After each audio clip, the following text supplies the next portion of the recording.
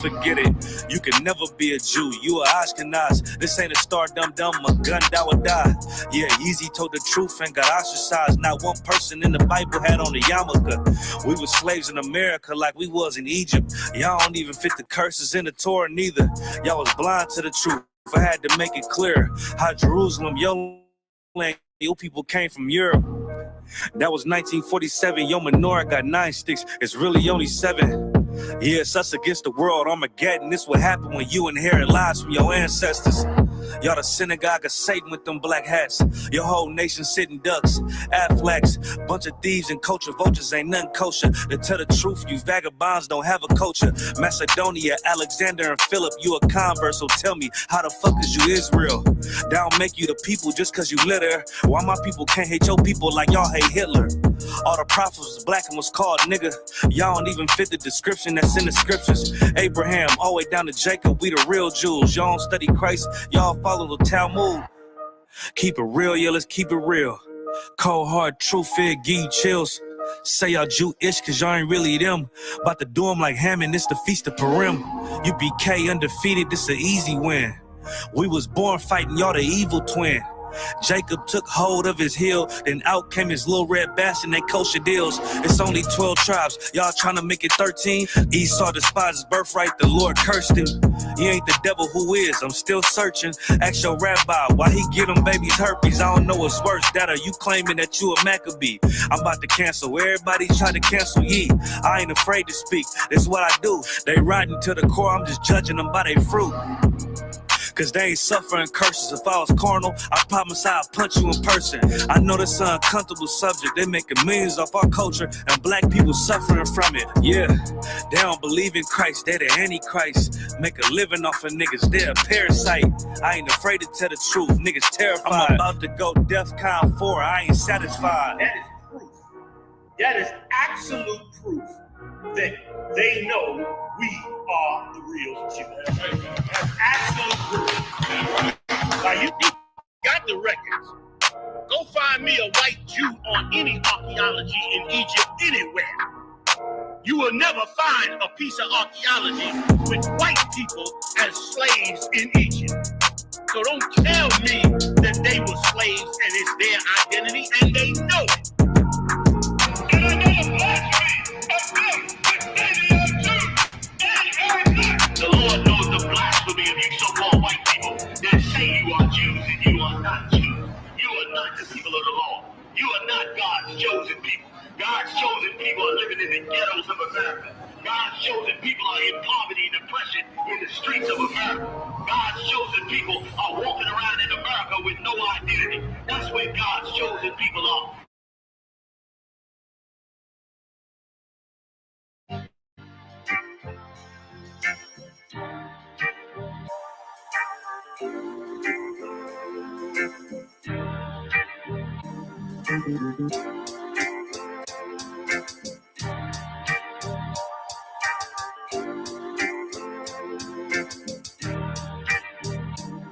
They said free the Palestinians, then celebrate the death of native Indians.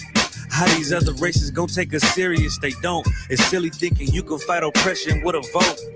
I'm so woke, I got sleep deprivation. Belly of the beast giving birth to a nation. You know how I feel to have culture and they take it. It'll never be peace. Tell them free the reservation. Till it's backwards. They don't know that they exist no more. Ever try reaching out for help and you just get ignored? Pick up vices like drugs or try to fill a void. They get a youth life sentence for killing. He was just a boy. Niggas poor, what we living for? Life a gamble, it's like 10 or 4. Police hands around your neck, they just hit record. We in war, man, this ain't the norm. But you don't know how I feel to be black. Yeah, you don't know how I feel to be black. Yeah, you don't know how I feel to be black. Yeah, you don't know how I feel to be black. Yeah, you don't know. Mama on the stage crying. She just.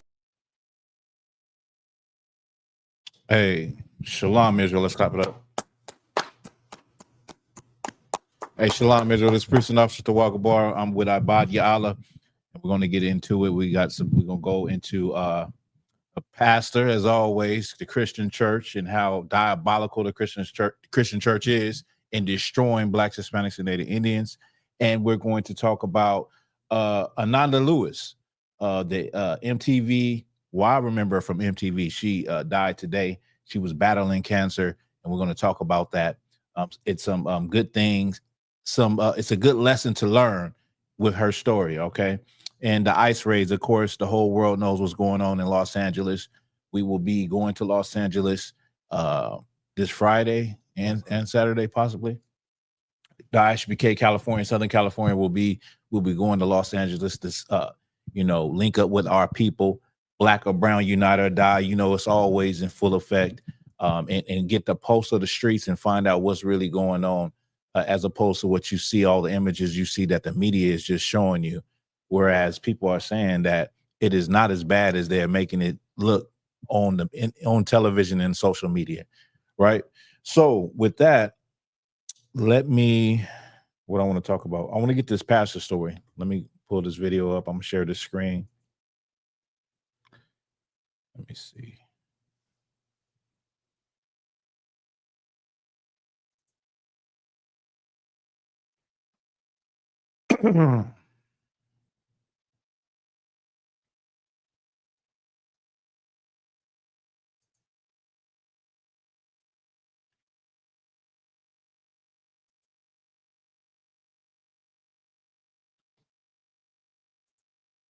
This story is crazy, but this story is not unusual. All right. New information tonight at 5. The Arkansas woman accused of shooting a Memphis pastor to death was back in court this morning. Latasha Daniels is charged in killing Bruce Perry.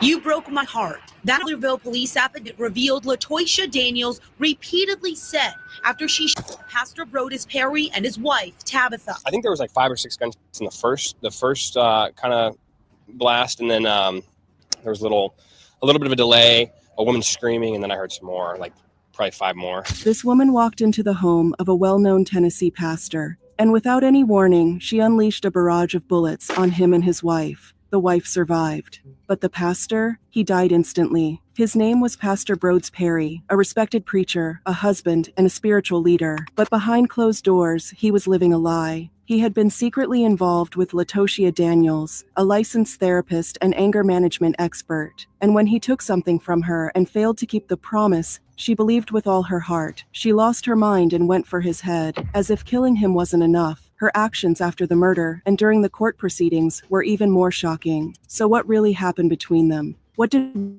Brodus Perry promise her that was worth his life? And how does a woman trained to help others keep their anger in check lose control in the most violent way imaginable? This is a story of love, betrayal, and deadly revenge. Now, this Christian pastor, he was creeping on the side. I guess you could say that in the world. He, like, according to the Bible, a man can have more than one woman. Right. But according to America, a man is only supposed to have one woman. And obviously that has not worked out for Blacks, Hispanics, and Native Indians. Like, obviously, Black and Hispanic and Native Indian men many of them desire to have more than one woman. Right. And because they live in a society that says you can only marry one woman, they end up in a situation like this, or they end up in a situation where, they're with a woman and they're telling her, don't have the baby, abort the baby. You can't have the baby because if my wife find out, then it's all over. Well, this is supposed to be a man of God, this brother. And let me get it. He's supposed to be a man of God, right? Pastor Brodus Perry. And he's dealing with this woman and he's telling her all the sweet things, pillow talking and all of that. And then he breaks up with her or whatever happened. And she said, you know what? You broke my heart. She walks in his house, shoots him and shoots his wife multiple times. His wife survives. He dies. But this is the result. This is the fruit of the Christian church. This is the fruit of Black people living, or should I say, Black people not living according to the Bible, but living according to Christian religion. That's what you get. These are the results. The Black community is a result of the Black Christian church, where you see broken families, you see people doing all type of lasciviousness, all type of deeds in the dark, and then they eventually come to the light. Right. This has happened so many times. There are so many stories with Black pastors being unalive for dealing with another woman. His crime, this pastor right here, his crime wasn't dealing with another woman. His crime was dealing with another woman, then trying to throw her away. Right. And say, you know what? It's over. I got what I want. I got a wife. I got a happy home. And she wasn't going to let that go. Right. Let me hear what you got. Come on, Khan. The book of Matthew, chapter 15, verse 8. Excuse me. This people draweth nigh unto me with their mouth, and honoreth me with their lips, but their heart is far from me. See, in the Christian church, those pastors are charismatic. They speak eloquent. They are great orators. And they are the prime example in the Black community of what an upstanding, God-fearing man should be. And he's saying all of these things to a congregation, but his heart is far from the Lord. Why? Because he's looking at other women, and all he wants to do is have sex with these women. Right. In his mind, he's cheating. Like in his mind, he's going out doing his little deeds under the guise of being a pastor and giving counsel. Well, I'm gonna get that other precept too. If you could grab the other one, gullible women, various gullible women and various lust, something like that. But he's proclaiming to be a man of God. Meanwhile, he's moving like a creep. Meanwhile, he's moving in a way that is dishonest and not honorable. Right. And now think about his wife. This is what it really means to be faithful. Faithful means to be true to a person, to be honest with a person, to be loyal. And what I mean by loyalty doesn't mean that you're not loyal to more than one person. Loyalty means that you are true and you stick to what you said you were about. So he's telling his wife he loves her, he's a pastor and all of this, and she has to find out by getting shot that the whole time he was cheating on her. He was sneaking with another woman. And it's just a hell, who knows how she feel right now. It's such of a slap in the face to get, not only get unalive, but she gets shot too, and she find out this whole time he's been dealing with other women, and he's supposed to be this high and mighty pastor leading a congregation. You Black people are going to learn that Christianity, the Christian church, is the house of Satan, because it does not teach you to change your ways. You get dipped in that water and you still doing the same thing you've been doing. Right. Getting dipped in water don't mean anything in the Christian church, because you go in as a liar and a cheater, and you come up a wet liar and a cheater. Right. You come up a wet dishonest man, but you didn't change in the inside, and that reflects on our community. You can see the fruits of the Christian church in the Black community. Christianity has controlled the Black community since the plantation. So if it was in fact the thing that we should be doing, then you would see, you wouldn't see the things you see in our community. You wouldn't see the drug dealing, the scamming, the stealing, the hatred among each other, the prostitution. You wouldn't see those things, because over the years and the generations that we've been here since slavery, Black people would have instilled those things in them. They have not instilled those things in them. The Christian church says the law is done away with. We don't have to worry about the law no more. So what you got to do? So what, you can just be a liar and a thief and an adulterer and a murderer and just ask for forgiveness every time you do it? Every time you do something wrong, you just ask for forgiveness, and it's just this unlimited amount of chances. Right. Like you get like extra lives. That's not how it works. we're supposed to be keeping the law, statute, and commandments. Christ kept the law, statute, and commandments. I can show you that in the Bible if you want me to. Let me hear that. The book of 2 Timothy chapter 3 verse 6. Uh-huh. For of this sort are they which creep into houses and led captive silly women laden with sins. Silly women laden with sins. It's a lot of silly women, single women, that are looking at this pastor like he is just so fine, and he's, you know, he's a man of God, and he dresses nice, and he's clean cut, and he's like that perfect example. You know, it's a lot of women that be in them churches, and the whole time, all of them is looking at the pastor. They all looking at the pastor like he is the man that they want. He is the example of the type of man that they want. And so it's easy to get those women for a pastor. They are silly and they are gullible. Read it from the top again. Come on. For the book of 2 Timothy chapter 3 verse 6. Uh-huh. For of this sort are they which creep into houses and led captive silly women laden with sins. Uh-huh. Led away with diverse lusts. With diverse lusts. You know what I mean? And that's exactly what you see. This done happened so many times. Since I've been in the truth is when I really started to pay attention and see how wicked the Black Christian church is. And there are countless examples of Black pastors sleeping with other men's wives. Mind you, the Christian church is a daughter out of the Roman Catholic Church. So if you inherit a religion from people who damn near done, I don't know how many cases they have, those Catholic priests, when it comes to molestation. But if you inherit a religion from people like that, what do you expect? These Christian pastors go to these theology schools and they learn from these people. And they also learn to be sexual deviants. They also learn to be the opposite of what men of God is really supposed to be. Right. That's what they learn.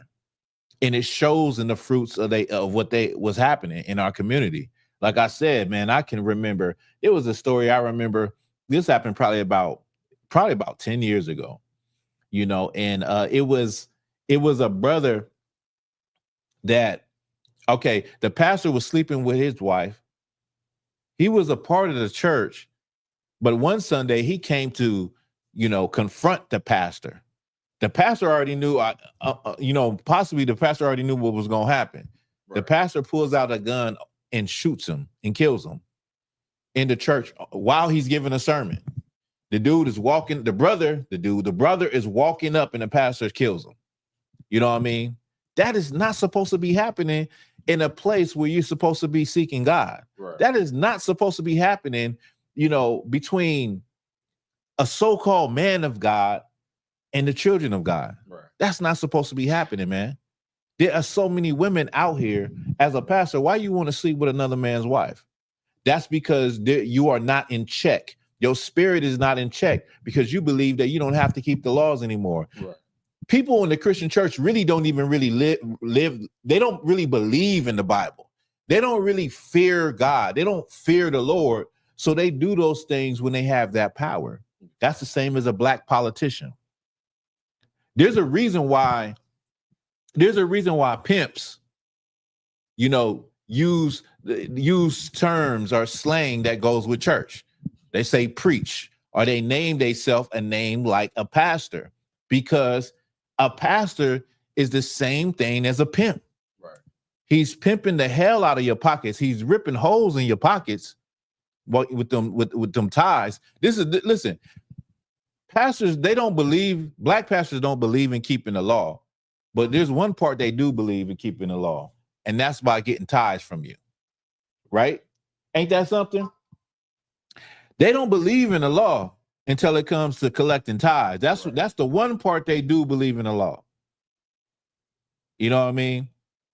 And so it's time for Black people to get up out of the Christian church, man. Right. Are you going to continually see pastors sleeping with other men's wives, pastors being married to the first lady, sleeping with women, and then leaving them and breaking their heart? Right. And you're going to see the fallout like this situation.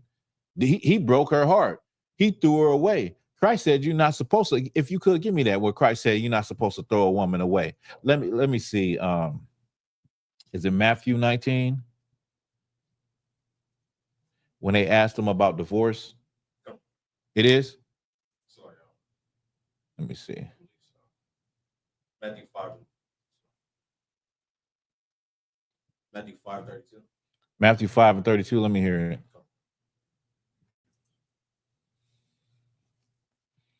The book of Matthew, chapter 5, verse 32. But I say unto you that whosoever shall put away his wife, saving for the cause of fornication, causes her to commit adultery. Wait, skip up a little bit more. Skip up when they asked him the question. Okay. So like about divorce. It probably is 19. So like, Moses permitted you to divorce? Yes. Come on.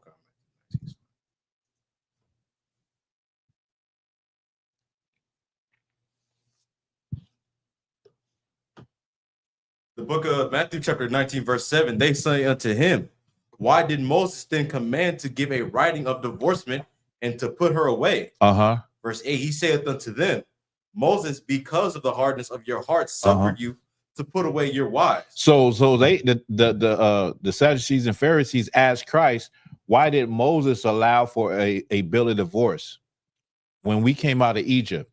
Why did Moses allow it? And Christ said, what?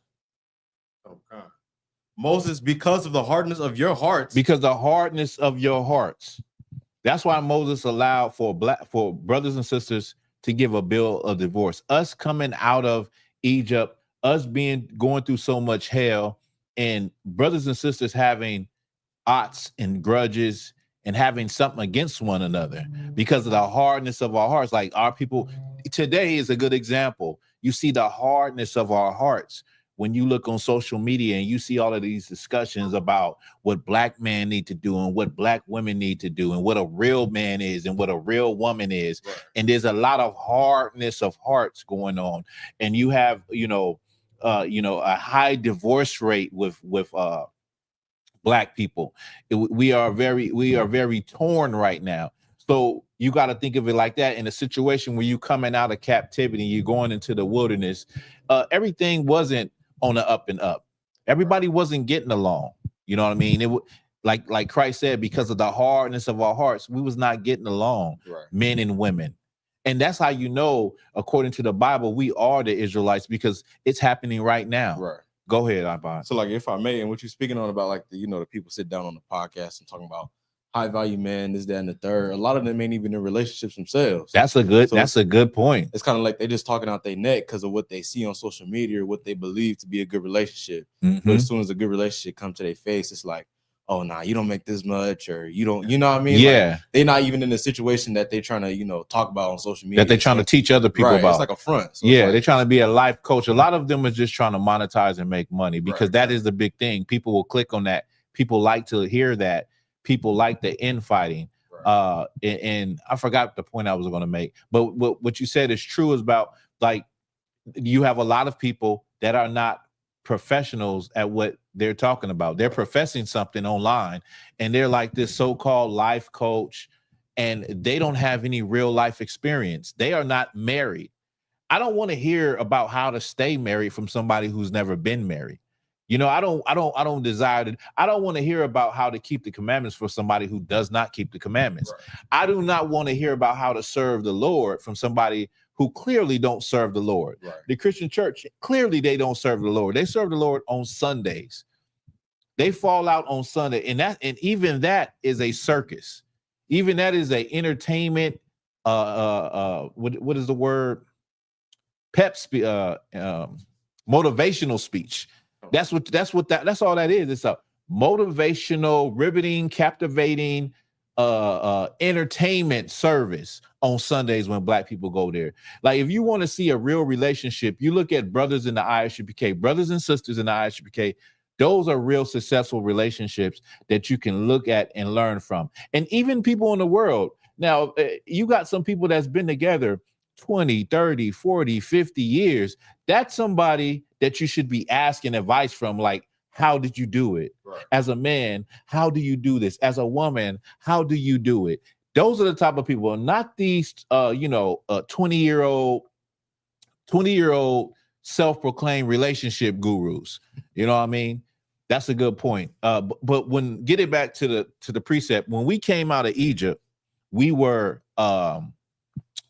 we had hard hearts towards one another. Right. And so I use similar situation right now with black people with the relationships. That's the same thing that was going on, you know, where people just could not get along. They couldn't forgive one another. They held on to grudges, and Moses permitted it. Read it from the top again. Come on. The book of Matthew, chapter 19, verse 30, so like in verse 7. They said unto him, why did Moses then command to give a writing of divorcement and to put her away? Verse 8, he saith unto them, Moses, because of the hardness of your hearts, suffer you to put away your wives. But from the beginning, it was not so. But from the beginning, it was not so. Right. Excuse me. From the beginning, it was not so that you would, from the beginning, meaning the Old Testament. Right. From the beginning, it was not so, meaning you could not leave your woman. You could not leave your woman unless it was for adultery, unless she slept with another man. As a man, unless your woman slept with another man or she passed away, she died. That's the only way you could get out of not being with that woman. Right. See, here in the ISUPK, in the home of the truth with real Israelites, we're not going to leave our women for no reason. She could be a monster. She could drive me crazy all day. I'm not going to leave her. Right. I'm not going to say, you know what? You get on my nerves. You know what? It's always something with you. It's like one day you good, the next minute, I'm still not going to leave her. Right. Because why? Because the Lord doesn't permit that. We're not allowed to leave our woman.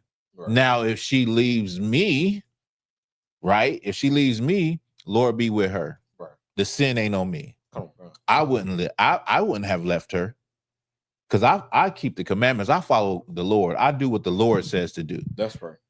You know, other than that, we would in ISUK, we're not going to leave our women, and our women are not going to leave their men. Right. And if a man does decide to leave his woman, that sin will fall on him. Right. If a woman decides to leave her husband, that sin will fall on her. Keep going. Oh, God. Verse 9, and I say unto you, whosoever shall put away his wife, except it be for fornication, and shall marry another, committeth adultery. So I got to break this down for Christians, because it's a lot in there that they probably don't get. Right. Read it from the top again. Come on. Verse 9, and I say unto you, whosoever shall put away his wife, except it be for fornication. If you put away your wife, meaning you leave her, maybe because you done seen another woman and you like, ooh, I want her. Or you like this, well, he didn't put her away, but this Christian pastor that got unalive right here, Pastor Brooks Perry, he seen another woman and said, ooh, I want her. He had sex with her.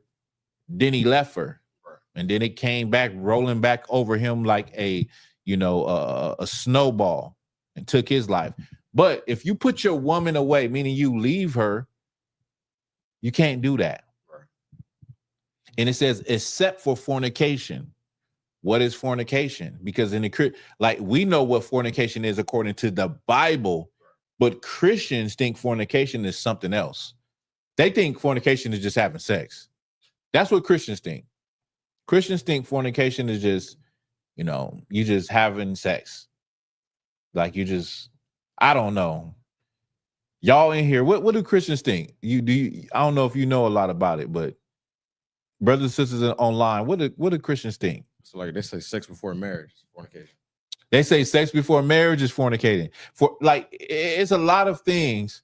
Like, you hear them talk about like, yeah, man, when I was young, I was just fornicating. Like, huh? Like you, brother, you got multiple wives, brother. You wasn't doing nothing wrong. You just didn't know. You got about 5 wives. Right. You know what I mean? Fornication. Let me see. Maybe we should go, because we only live. Let's see if we should go live. Like Dazzle said, concert. They say it's sex before marriage, right? Fornication. And you have a illegitimate, you having then if you have a child, they say the child is illegitimate, all of that. Like, yeah. But fornication, let's get just for the breakdown purposes, let's get fornication, right?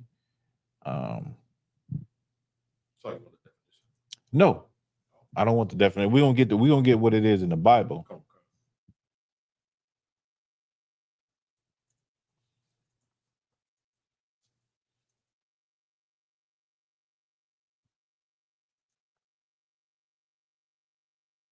Let's see. Y'all bear with us. Just let's get Leviticus 18.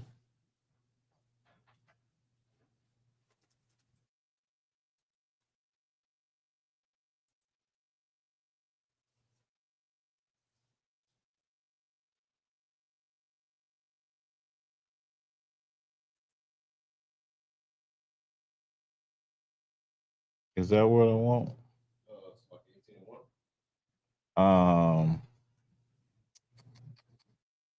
I'm looking at it right now.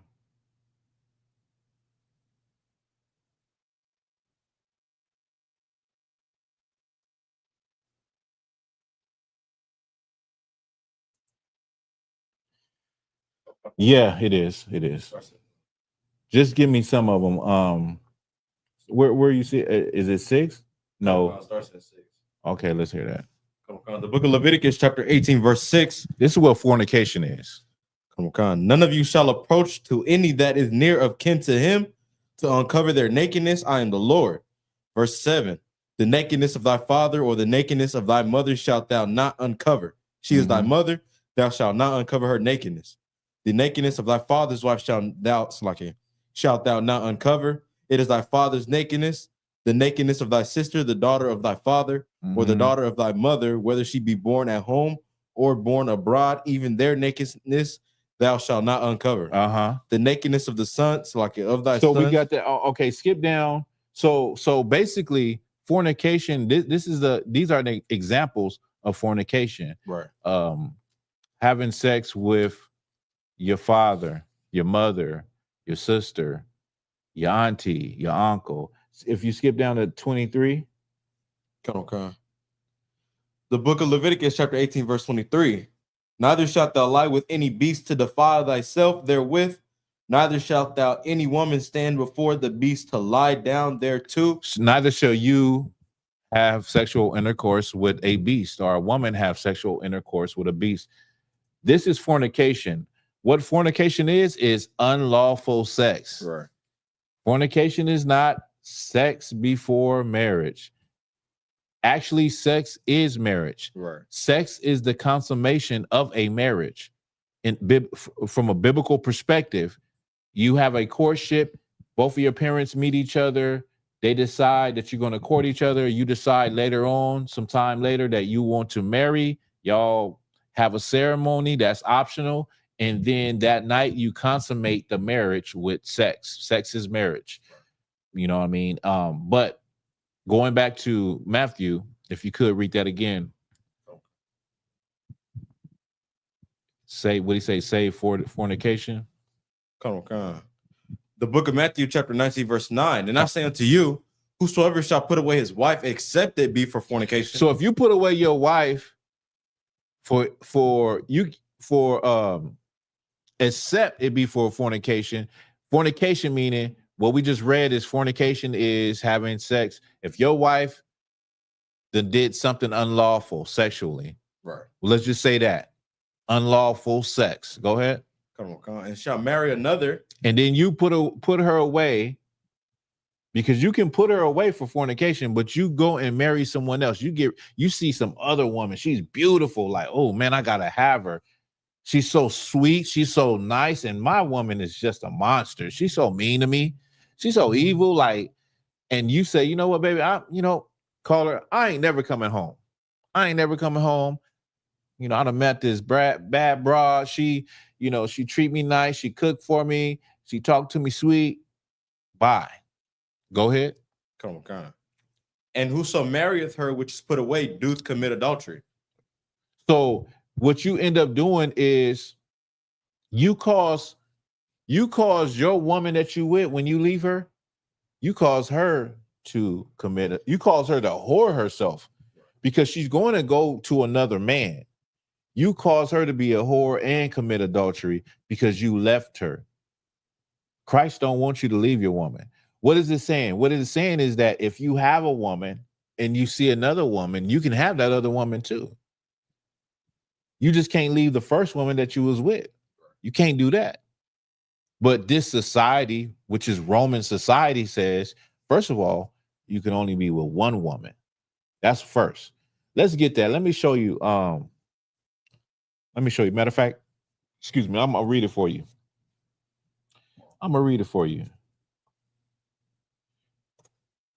The marriage that you know today comes from Rome, meaning the idea of monogamy.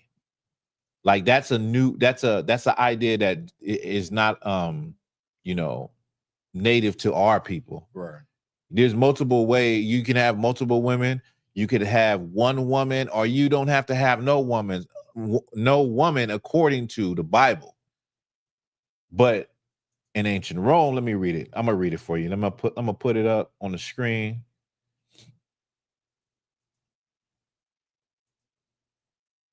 It says, marriage in ancient Rome. Marriage in ancient Rome was a fundamental institution of society and was used by Romans primarily as a tool for interfamilial alliances. So it was used as a tool for familial alliances. The institution of Roman marriage was a practice of marital monogamy. Roman citizens could have only one spouse at a time in marriage, but were allowed to divorce and remarry. So in Rome, you could only have one spouse. Now, remember where these Pharisees are asking Christ at this time in history, the Israelites are under the Romans. So this is very important to the point that, this precept that we're going over. So in Rome, it was all about monogamy. You can only be with one person at a time, but you also could divorce. Now we know that wasn't an Israelite custom. They just asked Christ. Christ said, you cannot divorce. Moses permitted it because the hardness of your hearts, but it never was meant to be like that. Right. Okay. So it says, Roman citizen. Okay, I read that. I'm gonna read it one more time. Roman citizens could have only one spouse at a time in marriage, but were allowed to divorce and remarry. This form of prescriptively monogamous marriage that coexisted with male resource polygyny in Greco-Roman civilization may have arisen from the relative egalitarianism of the democratic and republican city states. Early Christianity embraced the ideal of monogamous marriage by adding its own teaching of sexual monogamy and propagating it worldwide to become an essential element in many later Western cultures. Okay. So there you have it. That's where monogamy comes from. The monogamy today, the feeling that you should only be with one person as a man, that comes from the America, which, it came down from Rome. Is there any more on that precept? Law, that was it. All right, we can drop that. So, in a nutshell, what happened with this brother is he doesn't know the Bible. Right. He was not living the Bible. And many of our people do not live the Bible, and they suffer for it. Many of our people are caught in love triangles and things of the such and end up dying or end up taking someone's life. And what makes it even more uglier is that this is supposed to be a man of God, when we know that if you are following the religion of Christianity, you cannot be a man of God. Matter of fact, the Lord ain't even with you in situations, and you can't be a true leader to God's lost sheep, which is the house of Israel, which is blacks, Hispanics, and Native Indians. That's all right. I'm gonna get off of that story. Now let's get I want to talk about Ananda Lewis. Okay.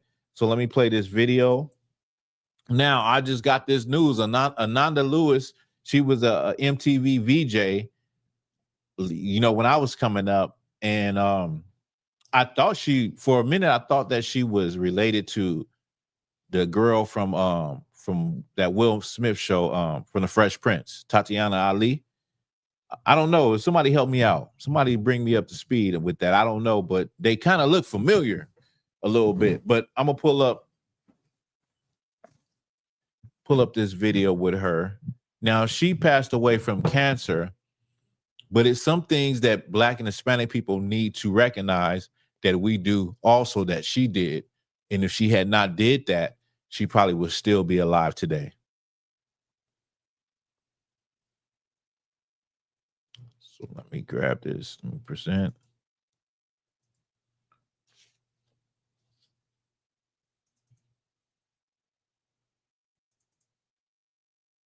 Never even thought about having my own show. Ananda Lewis had broken. I'm gonna skip up. Tax. And it was my responsibility to tell the people around me and behind me, hey, look out, there's some tax up here, so you don't step on them too. And so it was difficult for me to do because I have been so private about this for so long and so effectively. But I knew it was time. It was on my heart. And I had to do it. So I have felt part amazing. of what you have learned on this journey, you witnessed with your own mother. Yes, I did. I saw my mom, like I said in my post, get mammogrammed, like we're told to do, exactly as she was directed. She did the work. She did what her job was. And at the end of that, she had breast cancer. So what she wasn't doing, so cancer runs in her family, but what she opted out not doing was getting mammograms because she was against like the effects of the radiation. Yes, Black Dazzle. Black Dazzle. She definitely was doing that. I've seen that. And we're going to get into that. And I want you to also notice right behind her on the table are some crystals. You know how we went over that, about how a lot of sisters are believing in crystals and rocks for healing. Cancer.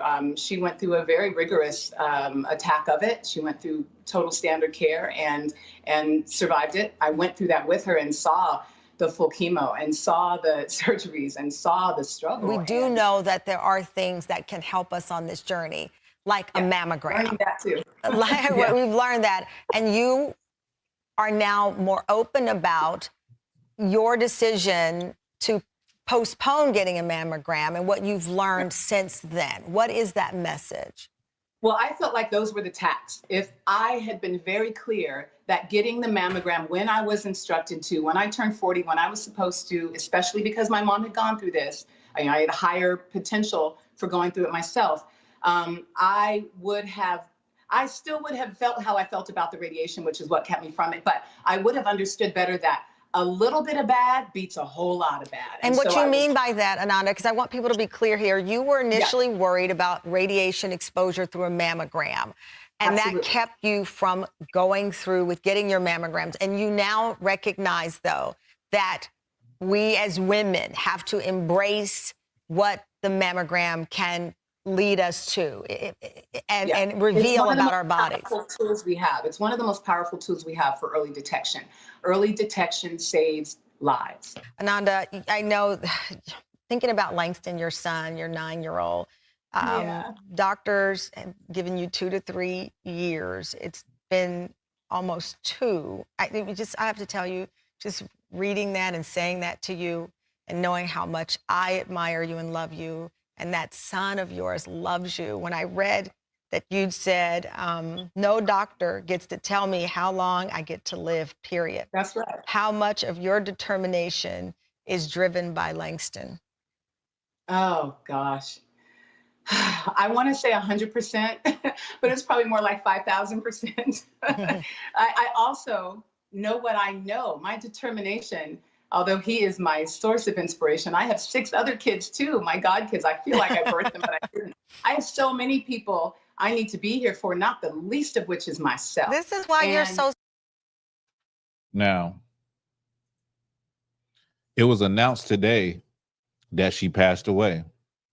And you hear all of that talk about no doctor is going to tell me how much time I got. When it comes to our community, and understandably, a lot of times we don't want to go to the doctor. And we have this thing about going under the knife, and have this thing about getting treatment, and have this thing about just going to the doctor to get a checkup.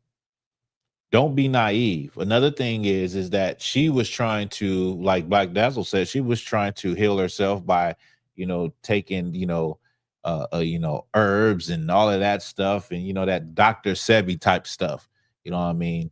And realized now, or at this time, which I think it was about 3 years ago, that interview, that she should have listened to the doctor and got a mammogram early. She should have listened to the doctor. Go ahead, on. Like if I made another thing, Get the microphone. They don't want to go because they don't want to hear the results. Like they know something wrong, yeah, but they don't want to go and be told like, "Hey, this is wrong." Like they scared of knowing the results, what's going on. Right. You know what I mean? Yeah. That's what I'm talking about. Black people, you don't want to hear negative results. Well, like what Abad said, a lot of times you don't want to go because you don't want to hear that bad news. Right. But if you wait too long, then the bad news might become badder. Like she said, it was, a little bit of bad is better than a whole lot of bad. Right. Which is too late now. It's too late. And you thinking that you could, you may be feeling something and you may be saying this is not right. You know what? I'm not gonna go to the doctor. I'm just gonna, I'm gonna pray on it.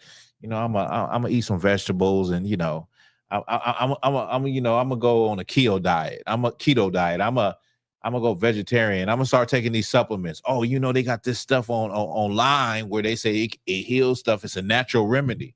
Man, take your ass to the doctor. That's for me too. Go to the doctor and find out what's really happening with you. Right. Give me that precept. Okay. The book of Ecclesiasticus, chapter 38, verse 1. Mm-hmm. Honor a physician with the honor due unto him, for the uses which ye may have of him. For the Lord hath created him.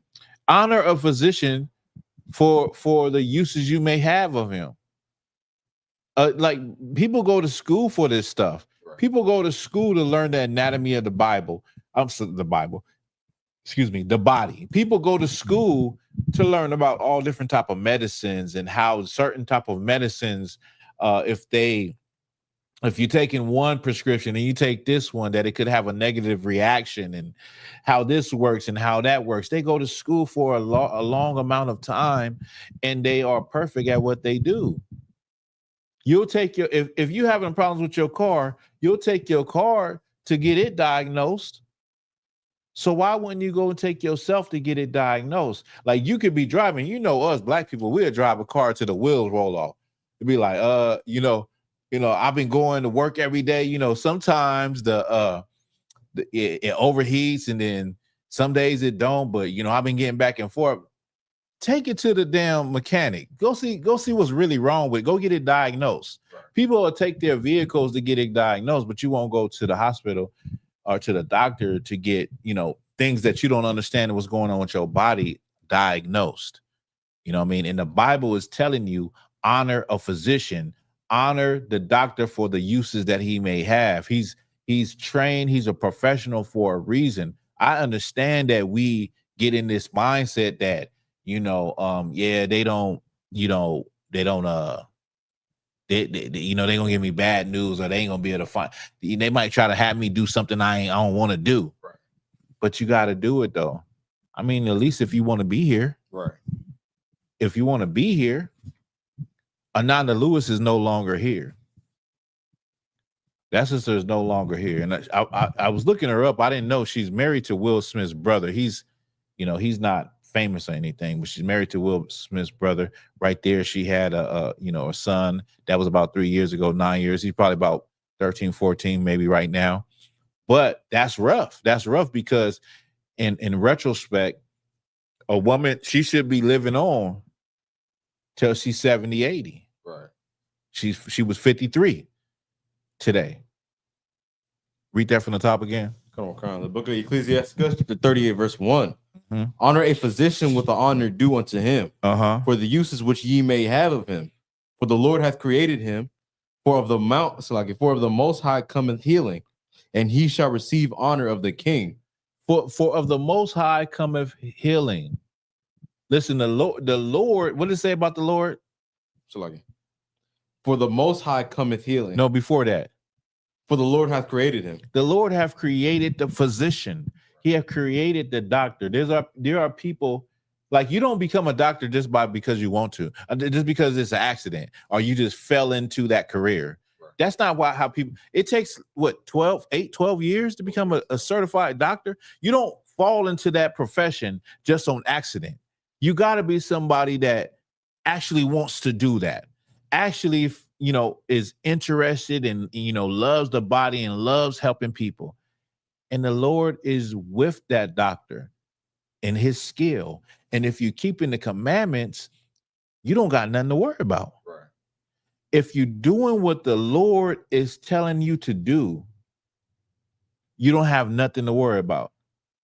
Now, if you're in a Christian church and you're doing what you want to do and you serve the Lord how you serve him in your own heart, then you got a lot of worrying to do.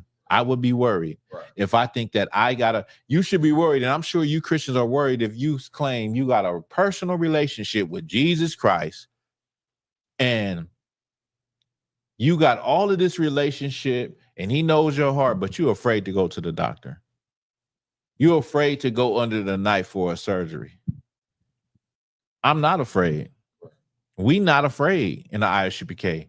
We're not afraid of the things that we have to do, that we have to go do these things. There is no ifs, ands, or buts about it. The Lord is with those medical professionals, especially when they're dealing with you and you're doing what the Lord says to do. Like if you do what the Lord says to do, you don't have no fear. Like really, honestly, if you're doing what God says to do and you're doing what God says to do and you're doing it to the best of your abilities, why should you have fear? Why should you fear circumstances? Why should you, worry and make up, situations in your head and scare yourself? When you fear the Lord, what should you fear? What could you fear more than the Lord? Right. The Lord is in control of all the circumstances.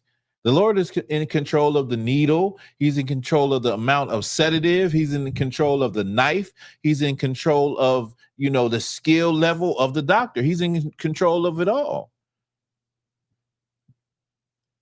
Instead of smoking all the tons of weed that you want to smoke and saying, you know what, I'm finna watch this Dr. Sebi video. I'm finna order this, this sea moss and this. What are some of the things they be having all kind of stuff that they sell online that is supposed to heal this and heal that, and it's a remedy, and it's somebody that's just like you and me. Why not go to somebody that went to school and understand what they're doing? Right. I ain't nothing against natural remedies and things of that nature, because if you broke and you ain't got nothing, you living somewhere in the backwoods, maybe if you got that knowledge, it will help you. Right. But we live in civilization today.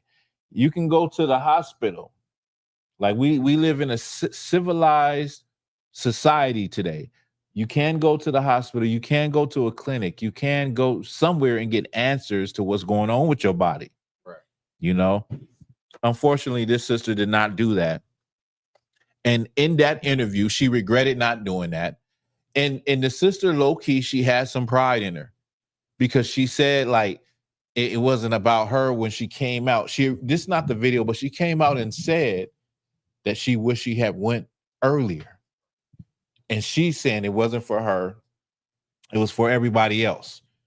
She was that sacrificial lamb for everybody else. No, it was for her too. You know what I mean?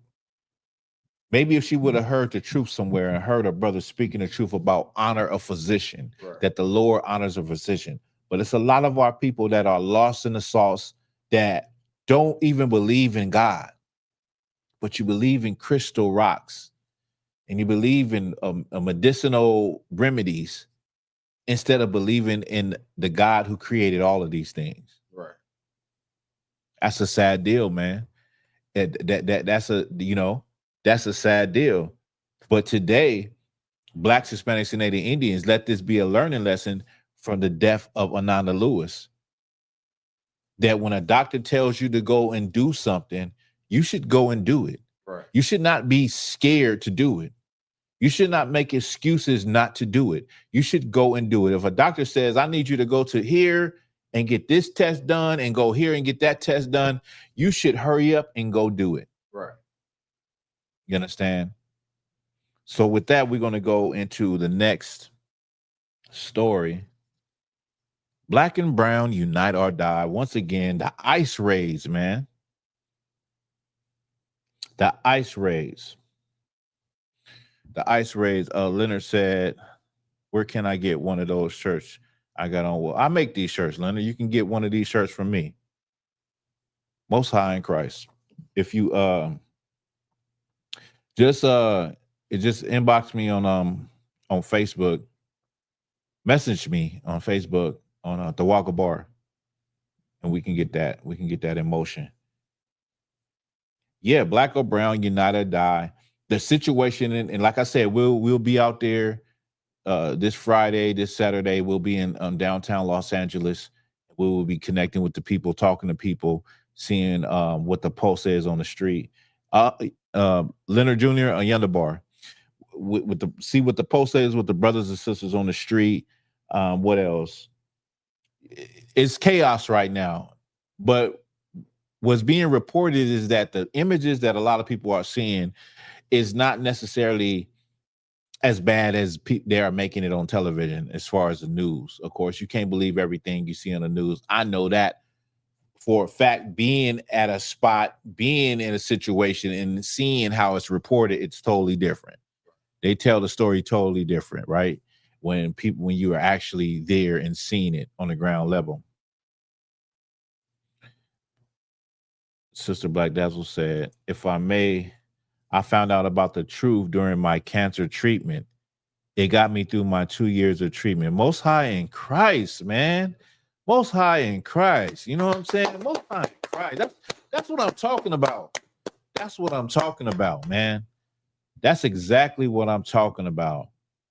You know, don't be one of those people and Black Dazzle the one that said it. Like the sister, I forgot to put that out there, but the sister decided to go the other route and go like the medicinal, home self-healing route.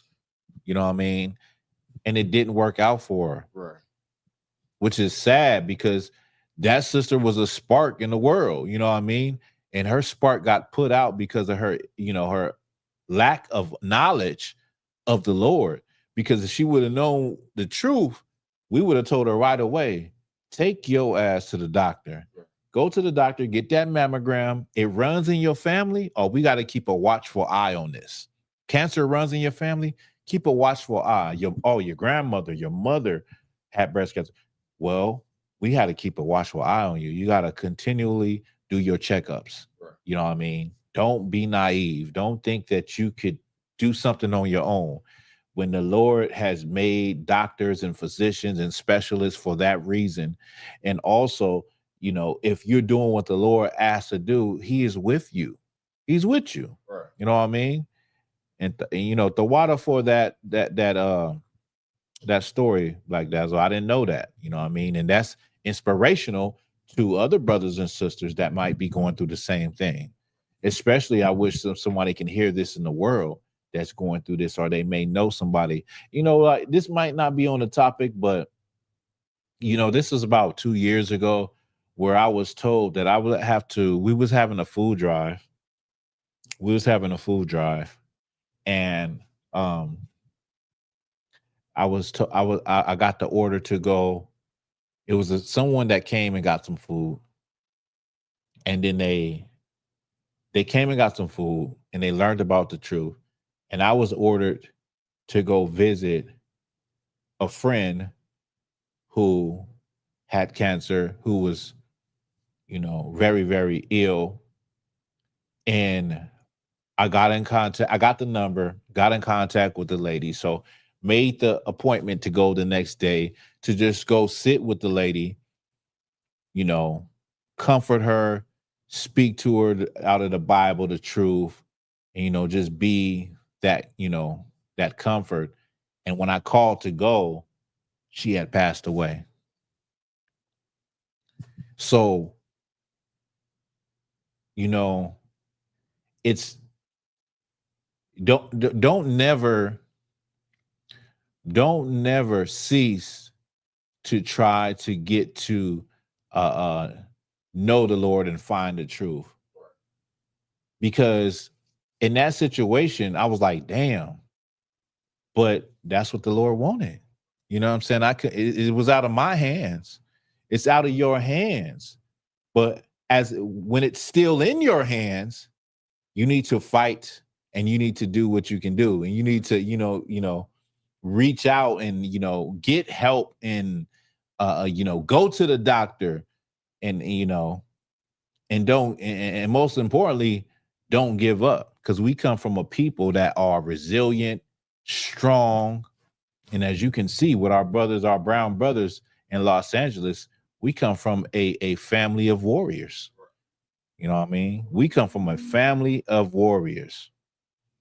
You know what I mean? And going into that story and what's going on right now, our brothers and sisters, our Mexican brothers, the tribe of Issachar, is under attack. And this is not just, this is not about immigration. This is about putting fear in people. This is about scaring people. Because come on, it just don't make no sense. I seen a video today where they were out in the fields trying to round up some people, running down the, you know, the line of the planted vegetables, trying to grab some brothers and sisters.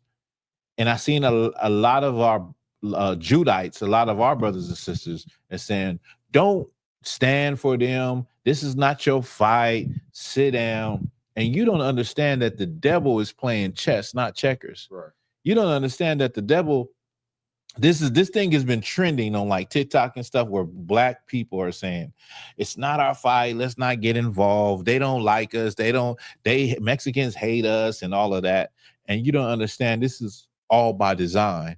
And this has been something that has happened for ages. This has happened in Israel, where the northern kingdom was against the southern kingdom. You know what I mean? So we can't get caught up in the hatred and the racism that the oppressor has shown to us. Right. We have to understand that we have a common enemy. And like, as a black person, how in the hell are you going to side with the oppressor? Now, you are siding with white supremacists. You're going to side with white supremacists and say they need to go. They're taking our jobs. What in the hell job that they taking that you're going to stand up and work? That you're going to say, hey, I'll take that job. There's more than enough for Blacks, Hispanics, and Native Indians to survive and thrive in America. Don't get it twisted. Don't get it twisted. You know what I'm saying? And why would you want to side with the oppressor? Go ahead. Right. So like, if I may, I think another thing is that, you know, blacks is now looking at it like, oh, well, the focus is not on us. We get a break from all the oppression. Yeah. This brutality. They're looking at the Mexicans now. But as soon as they done, you know, dealing with this Christ, like, who do you think they're gonna turn to? Right. Like, you think you're getting a break, but in reality, this is halftime. You know, they coming back even stronger, and they gonna come on you like.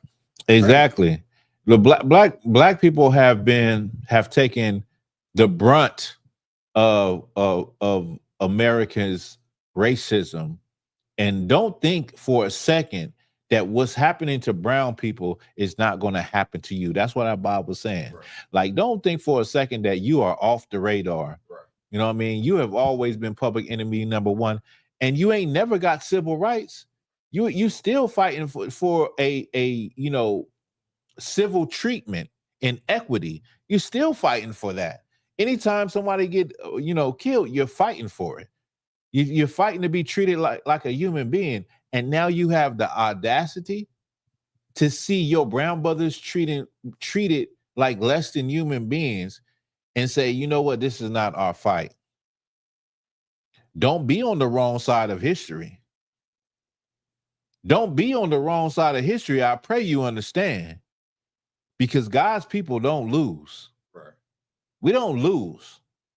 We probably lose the battles, but we don't lose the wars. Right. You understand? And let me just show you something. Oh, let me get this real quick. Maceo said, respectfully, I followed her journey. Although she admitted to regretting not getting mammograms earlier, she did have some wins during her fight where she went into remission, but it came back. I appreciate that comment. Yeah, it's, you know, and you know, that's unfortunate. But, you know, the point what I wanted to make is that when it comes to our people, we definitely fear going to the hospital, going to the doctor, and fear, you know, just being diagnosed. And I understand a lot from where a lot of the fear comes from because of the things that have happened in the past. Right. The things that have happened in the past have been, you know, horrible. Like you've had doctors that, you know, at one point in time, they just did experiments on Black people. I understand that. And a lot of times, even today, sometimes you feel like, damn, I'm just a number. When I got the top of the line healthcare, but still I feel like I'm a number. Like they're not really diagnosing what I'm going through sometimes. It can feel like that sometimes. But I still will go. I still will go to the hospital, and I still will take that advice and not take the advice from people online and Google. Google, what should I do? Google, should I? Dr. Sebi, you know, all of these self-taught, you know, gurus that's supposed to heal certain illnesses and things that go on with us, cancers. And I believe Dr. Sebi was supposed to have healed people with AIDS. I believe that was his claim to fame. I'm not for sure. Don't quote me on it, but it's a sad, sad thing, man. It's a sad, sad thing. This was a beautiful sister. I know she had a lot to offer. She always seemed like a good spirited sister. You know, she wasn't in the truth, but she didn't seem like she was out there like that. Like she was down to earth. You know what I mean? So it's horrible, you know, to see, but it should be a learning lesson for us to do what we got to do whenever we feel like we're going through something and we don't have any answers. Just go to the doctor. Just go. You know what I mean?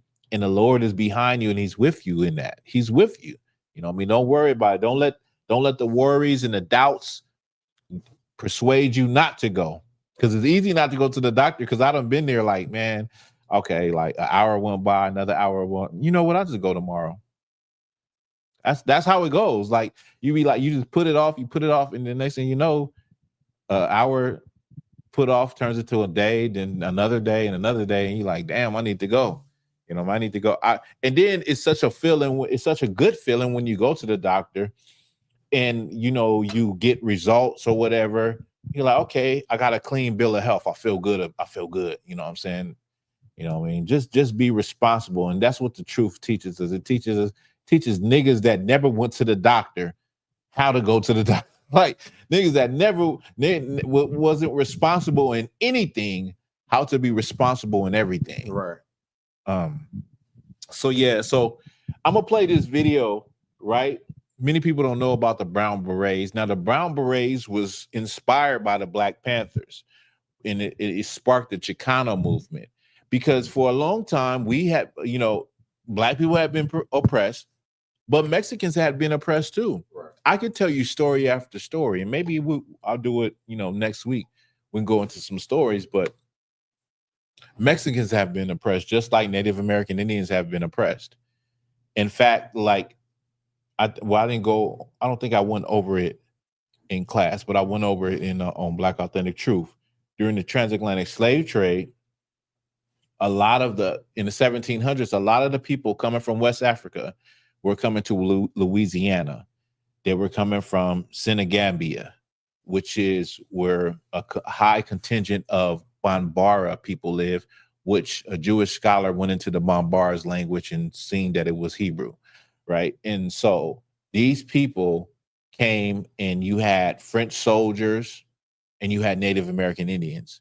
So you had a conglomeration of people mixing And so that's where that Creole thing comes from.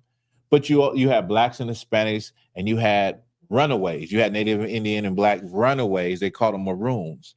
And because it was hard to catch them because it was a lot of swamps. So eventually a lot of them would just leave Louisiana and go to Cuba. So a lot of black people during this time, runaway slaves, went to Cuba and was accepted into Cuba, right? You had the Yaqui Indians. We went over this in class. You had the Yaqui Indians, which is a Sonora, Mexico, if I'm correct, Arizona. And these Indians were at war with the Mexican government. The Mexican government wanted to take their land, acquire their lands. And when they lost, the Mexican government would deport them to the Yucatan Peninsula, which is down there in the area of Veracruz, that area on the inside, the Gulf of Mexico, on the inside of Mexico, right? And deport them to go work on sugar plantations and tobacco plantations. So these Mexicans were put on plantations. If you could, give me Deuteronomy 28 and 68. Come on. This is real history that's verifiable that you could go look up yourself. Like Mexicans went on plantations, and the first, in fact, when it comes to the transatlantic slave trade, it wasn't black people who went on the transatlantic slave trade first. Right. It was Mayans and it was Arawaks and Taínos that the Spaniards took back to Spain against their will on cargo slave ships. The Spaniards came and they invaded through the Gulf of Mexico, where that's the Yucatan Peninsula, right? That's where they invaded at. And yeah, that's a history lesson for you. When, you know, of course, black people went through it in a transatlantic slave trade. Native American Indians, Gadites, hell, they were here first. You could technically say this is their land. Land was stolen from them, worked by the slaves, and maintained by the Mexicans. You know what I'm saying? So we all had a part in what you know today as America being great. Let me hear. Come on. The book of Deuteronomy, chapter 28, verse 68. Uh-huh. And the Lord shall bring thee into Egypt again with ships, by the way whereof I spake unto thee. Thou shalt see it no more again. We all know this precept. The Lord will take us into captivity by ships. We would go into Egypt again, the house, meaning house of bondage. We'll go into bondage with ships, with cargo slave ships. Go ahead. Okay. Ye shall, Salakia. Thou shalt see it no more again. You will not see this land again. The land where Moses is speaking this to the Israelites, they wouldn't see it again. Go ahead. And there you shall be sold unto your enemies for bondmen and bondwomen, and no man shall buy you. You'll be sold for to your enemies, not your friends, not your compadres. You will be sold to the gringos as male and female slaves, bondmen, and no one will buy you. No one will redeem you. No one will get you out of it. Now, typically, we break this down for the transatlantic slave trade, which is true. But the history of the transatlantic slave trade is that, you know, the northern tribes went into slavery too on slave ships. First, it sparked it. And once that happened, once they took some Mayans and they took some Arawaks and some Taínos, then it started to see like, okay, we can do this. It started to get the ball rolling. The ball rolling. And then you had, you know, a large number of black people from West Africa going to the West Indies. There's more people went to the West Indies, meaning they went to Cuba, Puerto Rico, Santo Domingo, Jamaica, you know, Brazil. More black people in slavery went into those areas than actually came to America. So that's another thing people need to understand. Like when you think about the slave trade, you think black people mostly came here to America. No, they went to the West Indies, the majority of them. Black people, the other part, they went to Louisiana, well, Virginia, North, South Carolina, places like that, Georgia. That was it on that? I was bringing that out just to say that, you know, Mexicans Their ancestors went into slavery too. In fact, let me pull this picture up because let me get this picture.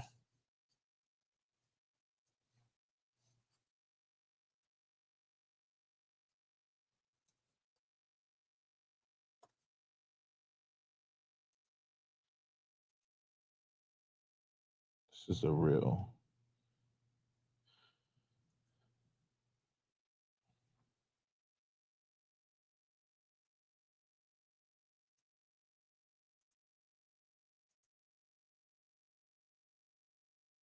We'll share this screen. This is a Mexican boy picking cotton.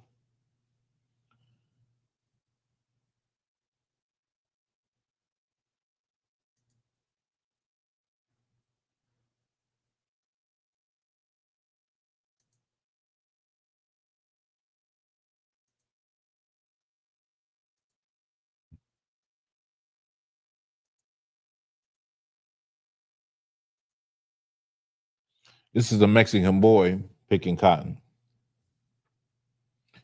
And this is in, I believe this is in Arizona, right?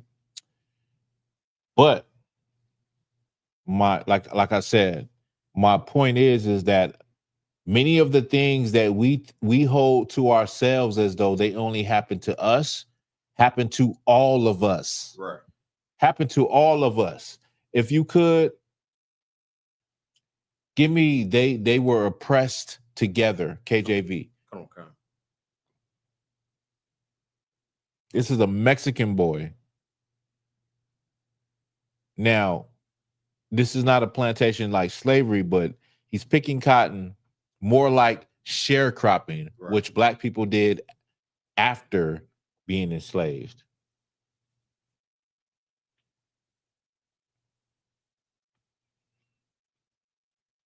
This is the tribe of Issachar, a strong ass. Right. You got it? Come on. Let me hear it. The book of Jeremiah, chapter 50, verse 33. Thus saith the Lord of hosts, the children of Israel and the children of Judah were oppressed together. They were what? Oppressed together. The children of Israel and the children of Judah. Israel being the northern tribe, Judah being the southern tribe. It says that they were oppressed together. Right. We have went through the same things together, singularly. Like when it comes to what is going on right now, there is no oppression Olympics. Right. There's no competition with who's been oppressed the most between Black people and brown people, between Mexicans and indigenous Americans, Indians. There's no competition. Like we were oppressed together. We went through the same things. Like Judah, meaning Negroes, are the symbol of being lynched and being hung. But Abraham Lincoln hung 36 Native American Indians at one time. There's plenty of documentation and pictures of Mexicans being hung by Texas Rangers. Like there is nothing that we have went through as Black people or brown people or Native American Indian people that none of us, either of us, have never experienced. We experienced it all together. Go read that again. Okay. The book of Jeremiah, chapter 50, verse 33. Uh-huh. Thus saith the Lord of hosts, the children of Israel and the children of Judah were oppressed together. We were oppressed together. Now let me get this video. You can drop that. Let me get this video.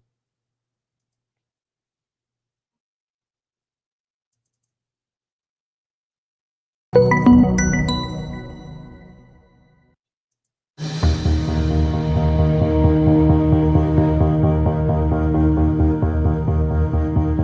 talking about August 29th, 1970. For me, it was a very sad day. We were sent to cover a demonstration. Now, let me just say, this is the Brown Berets. Like when we went out there during the time of the George Floyd riots in LA, and we were out there with some Brown Berets. Now, like I told you before, the Brown Berets was part of the Chicano movement, and they were inspired by the Black Panthers to actually fight for brown people. In a park in East LA. We were sitting on the edge of the park, and this side, the protesters started moving, and all of a sudden, here come all these police line moving this way, and they were moving toward each other. It was a powdercade because the people were just angry over the way they were treated for so many years. And they were moving toward each other, and when they got together, it was a clash. Somebody threw a bottle at a sheriff and exploded into a riot. You had 2,000 people fighting with about 400 policemen in the park, hand-to-hand combat. This is exactly what is going on today. Called in and said, we got a riot, because it went crazy. Legendary ABC 7 reporter Al Wyman and his crew shot this incredible footage. When it was over, 3 were dead. Hundreds were arrested, including this man, Dr. David Sanchez. He was the organizer of the protest, who back then was just a young man trying to fight for a better life for Mexican Americans. At the time, we were very ignored. At the time, we were not part of that picture of America, and we wanted to be a part of that picture of America. And so that's why we began the Brown Berets. It was the late 60s. Sanchez started the Brown Berets in a coffee shop in East LA. It would become the foundation for the Chicano movement nationwide. Mexican Americans, they were dying at an astonishing rate in the Vietnam War, while at the same time dealing with police brutality, poor education, no jobs, lack of housing, blatant racism. Sanchez says it was time to fight. We had to be the vanguard. We had to take the one step forward to lead the people to protest. We were kind of like a uniting force. Protesters from all over the country descended on East LA on that day in 1970. It was a proud moment for the Chicano movement until the riot. Sanchez was standing with LA Times reporter Ruben Salazar when the violence erupted. I told Ruben Salazar to fall back, but instead of falling back, he went into the riot. And he stopped at the Silver Dollar bar. The sheriff was trying to clear the streets, and they were shooting tear gas projectiles everywhere. And they shot him in the head with the tear gas projectile. To lose Ruben Salazar, it was like to lose our voice, because he was the only reporter at the time that was talking about the Mexican American community. He put us on the map. Chicano!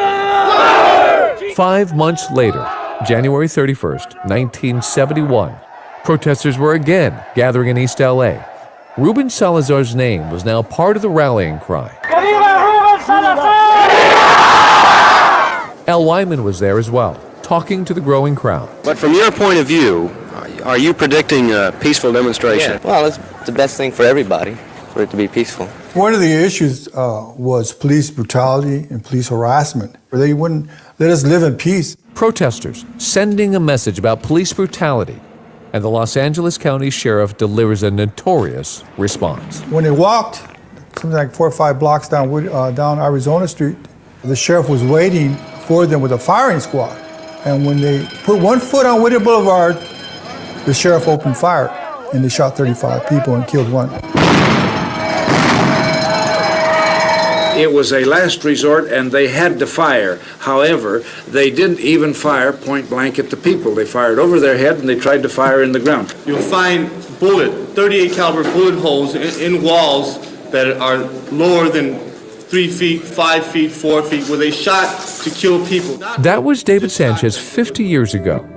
He tells me those protests did help expose the need for change, but it's a fight that continues today for Mexican Americans. I think America needs to begin to accept us and realize that we are a very important part of the population, because we will become the largest group. And I think that's why we're getting so much racism, because a lot of people are realizing that the country is changing.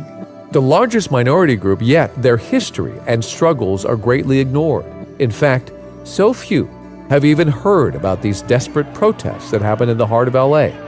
For Wyman, seeing the violence in real life changed him. I got to the point where I finally said to the assignment desk, you know what, I've been in so many riots and so many things, I would rather not cover riots anymore. For Sanchez, he's here to remind us as his fight continues. People don't know about that story. I was there, I know about it.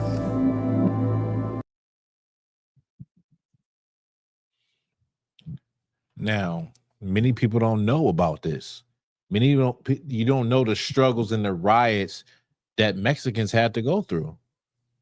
And this is similar to the things that Black people go through. So that is why it is so, it is so wrong for brothers and sisters to feel as though this is some type of, oppression or struggle Olympics, and say, we don't need to get into the fight. We don't need to stand up for our brown brothers. Whereas if we were together, we would be so much stronger. The Bible says for us to come together. And if you could give me that. The book of Zephaniah, chapter 2, verse 1. Gather yourselves together, yea, gather together, O nation not desired. You are a nation that is not desired. According to the Bible, Black man, Black woman, Hispanic man, Hispanic woman, Native American man, Native American woman, you are the chosen seed of God. You are the biblical ethnic Jews of the Bible. You are the Israelites of the Bible. That's according to biblical history and world history, right? And you don't understand the fight that you are up against. You don't understand the devil that you are up against. You just seen the devil and how he does, and he still does to this day. Donald Trump is the devil that the Bible speaks of. And Donald Trump was able to get in office because of his racist policies towards Mexicans. And that's why so many people stood behind Donald Trump, because that's how they really feel deep inside. You don't understand, you're dealing with a supernatural evil, evil that wants to eradicate you from the face of the earth. But also, because you are a God's chosen people, you can't be eradicated. You can't be broken down. You multiply and multiply, just like in ancient Egypt. And like he said in that video, he thinks that the racism is because they are multiplying more and more. No, the racism isn't because you're Mexican. The racism isn't because you're Black. The racism is because the Lord created them the way that they are. He created them crooked, and only the Lord could straighten them out. That's right. Read it from the top again. Come on. The book of Zephaniah, chapter 2, verse 1. Gather yourselves together, yea, gather together, O nation not desired. Gather together, O nation not desired. Who on this planet Earth is not desired?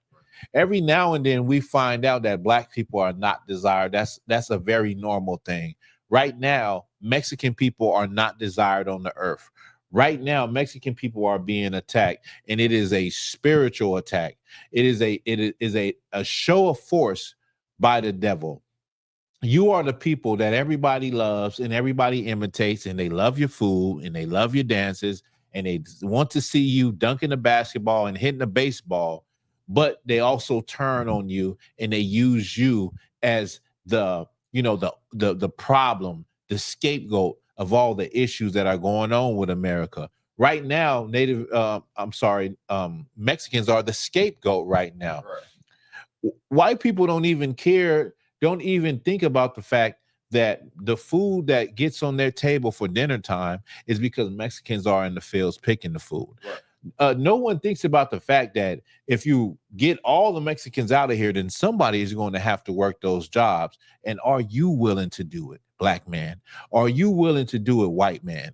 Who's willing to do what the tribe of Issachar, the donkey, a strong ass, does like it ain't nothing? Easily. They do it easily.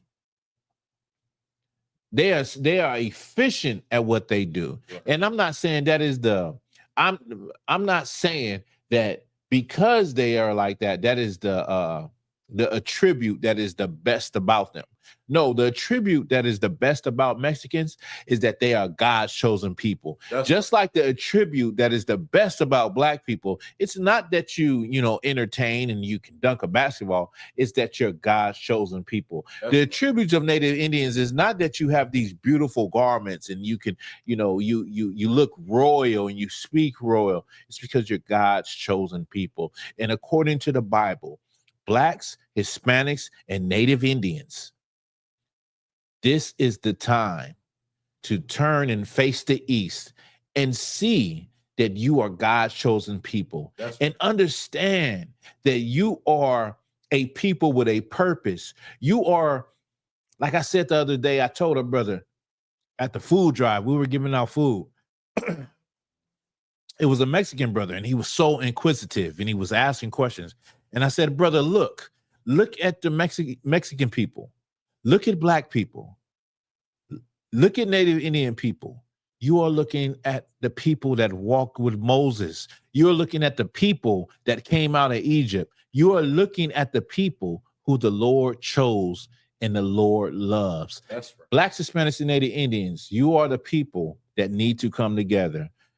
There is no other people that could change the world like Black and Brown could. That's right. If they realize who they are and their identity and they came together. With that's the class. Let's clap it. All right. We're going to get up out of here, Israel. Thank you for rocking with us. I hope brothers and sisters learned something, got some inspiration, and, you know, understand that this thing that is going on in LA is just spiritual warfare. Right. This thing in LA is something that will pass over. But what Blacks, Hispanics, and Native Indians must learn and take from this is that we are a people that is not desired. We are a people that is not loved by anyone. And this is not the time to turn on one another. It's not the time to be, you know, picking and prodding and trying to side with the oppressor. Right. This is the time to realize who the oppressor is, to realize who your real enemy is.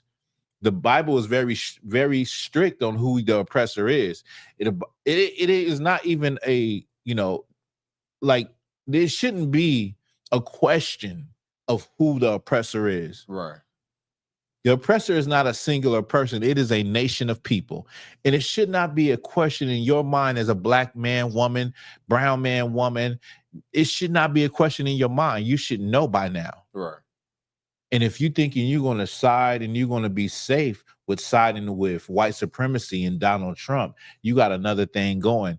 When don't be on the wrong side of history when a Black man named Jesus Christ cracked that sky. That's right.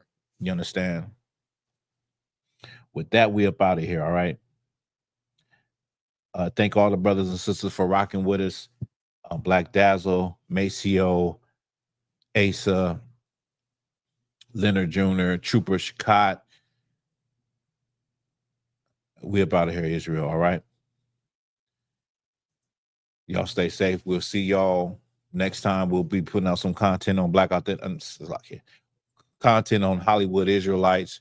When we go out here to LA, we probably will be going live. All right. With that, Shalom, Israel.